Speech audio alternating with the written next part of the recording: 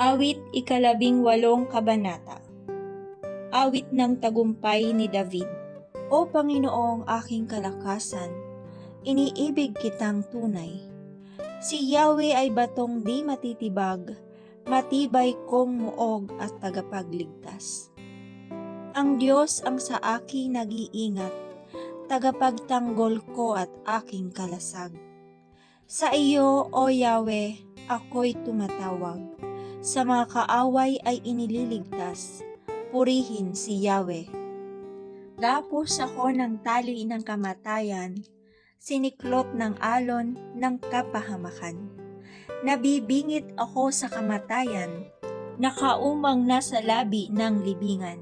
Kaya't si Yahweh ay tinawag ko, sa aking kahirapan humingi ng saklolo. Mula sa templo niya, tinig ko'y narinig. Umabot sa kanya ang aking paghibik. Ang sangkalupa ay nauga na yanig, mga patibayan ng bundok ay nanginig.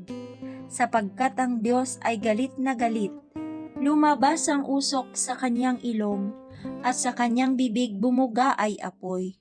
Hinawi ang langit at bumaba siya, maitim na ulap ang tuntungan niya. Sa isang kerubin siya ay sumakay, sa papawirin mabilis na naglakbay. Ang kadilimay ginawa niyang takip, maitim na ulap na tigib ng tubig. Gumuhit ang kidlat sa harapan niya, at mula sa ulap bumuhos pagdaka, ang maraming butil ng yelo at baga.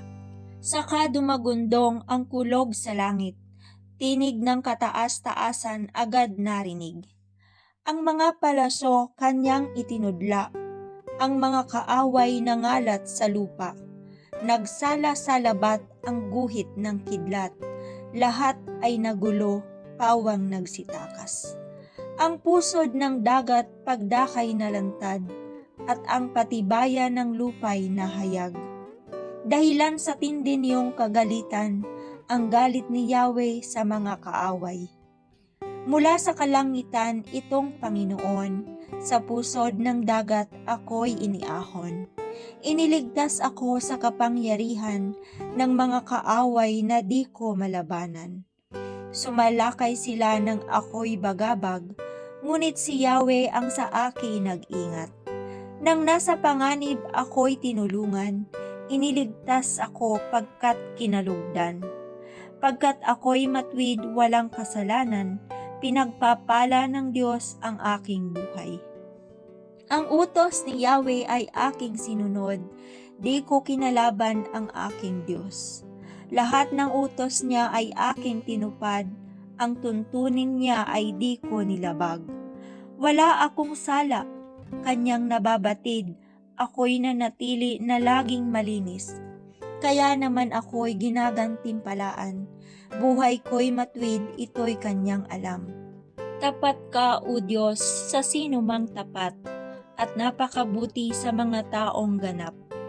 Ikaw ay mabait sa taong matuwid, ngunit sa masama ikaw ay malupit.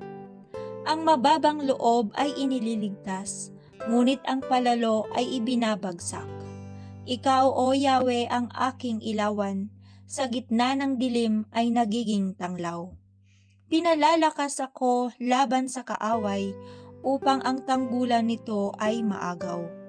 Ang Diyos na ito ay ganap ang gawa, at maaasahan ang kanyang salita. Siya ay kalasag ng mayroong nasa, at naghahanap ng kanyang kalinga. Si Yahweh ang Diyos na walang katulad, siya lamang ang Diyos na ating kalasag.